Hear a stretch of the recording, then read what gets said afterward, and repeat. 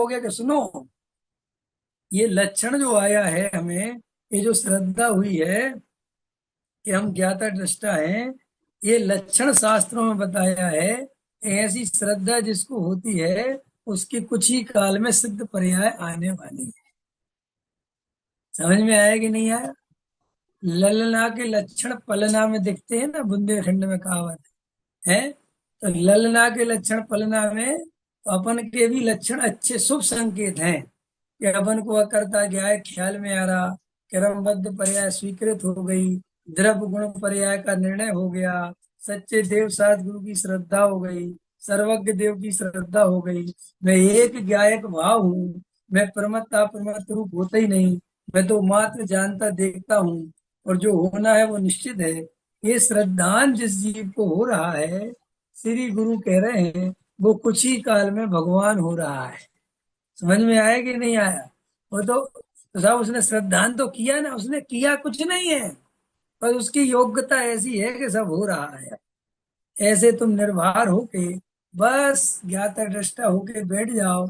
ये दुनिया का सबसे बड़ा पुरुषार्थ है, भगवान बनने का असली पुरुषार्थ ये है। अभी आज आप लोगों ने दादा का व्याख्यान सुना होगा, रहस्यपूर्ण चिट्ठी वाला।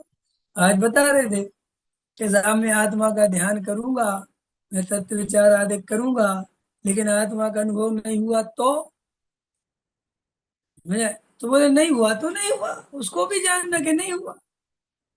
सब क्या बात करते, मैं पुरुषार्थ करूंगा ना। यही पुरुषार्थ है कि स्वीकार करते चलो।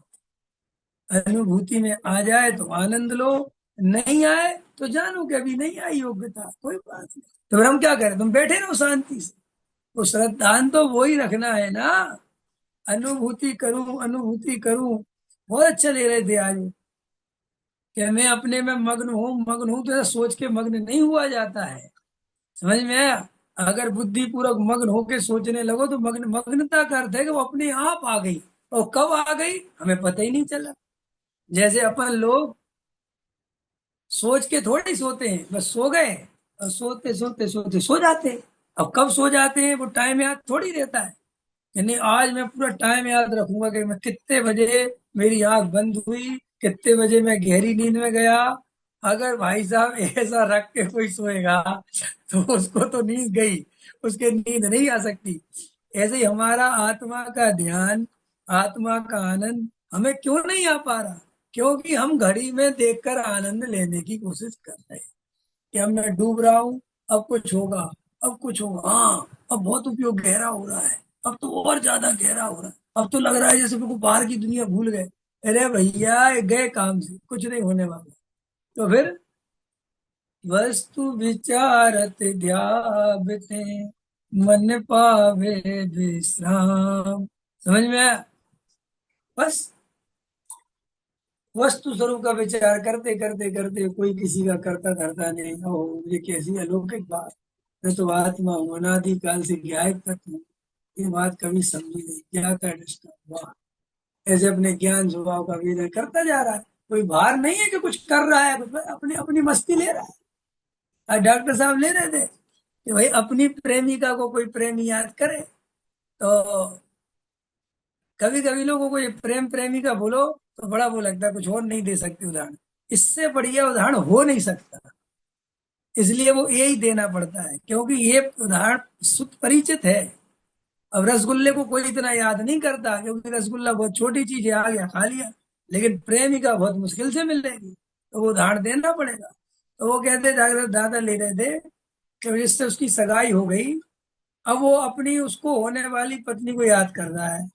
तो अब कैसे याद कर रहा है? बहुत ही सुंदर है, बहुत बढ़िया जवाब दिए उसने, मैं तो देखने गया था, कितनी शालीनता, कितनी नम्रता, कितने बढ़िया से जवाब दिए।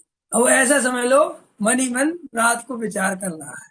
अब उसको आधा घंटा कब निकल गया, और घड़ी थी, अरे 1 बज गया, कि तुम कहाँ डूबे थे? है बस हम तो अपने तो वे ले रहे थे दादा, कि जब वो एक वो, वो होने वाली पत्नी के प्रेम के लिए इतना तल्लीन हो सकता है, तो क्या आत्मा उससे भी गया गुजरा है क्या? जबकि वो तो पुर्दगल है, जड़ है। तो आत्मा में ऐसा स्वरूपानंद सहजानंद कर ले और घंटा चले जाए, तो इसमें क्या आश्चर्य की बात है? समझ में आए कि नहीं आया? लेकिन आत्मा से ऐसा प्रेम तो हो, तुम्हारा प्रेम ही नहीं है आत्मा से। आत्मा तो हमारे ऊपर भार बना हुआ है, भैया आत्मा पाना है, भैया अनुभूति करना है, भैया बहुत जरूरी है, भैया नरक चले जाएंगे नहीं करी तो, बहुत चक्कर है यार, भैया जी खाना पीना छोड़ो भैया, आत्मा ऐसा ऐसा लगता है जैसे कोई आईएएस बनने की तैयारी चल रही है। समझ में आया कि नहीं आया? ये सब, ये शब्द भी अपन ने ऐसे चुन लिए, साधक, साधक दशा। ऐसा लगता है जैसे सबसे बड़ी साधक दशा हमारे 56 हाथी अपने सर पे बैठा लिए। अरे साधक दशा माने आनंद की दशा, साधक दशा माने अपने स्वरूप की मस्ती। समझ में आया कि नहीं आया? कोई साधक मतलब कोई भार है, कोई टेंशन है कि भैया आत्मा का अनुभव करना है, भैया ध्यान करना है, जो उपयोग भैया बाहर आए जा रहा, हम क्या करें क्या करें, ये अंदर ही नहीं जा रहा। ये सच बात बता, इसलिए लोगों को आत्मानंद सहजानंद नहीं हो पा रहा।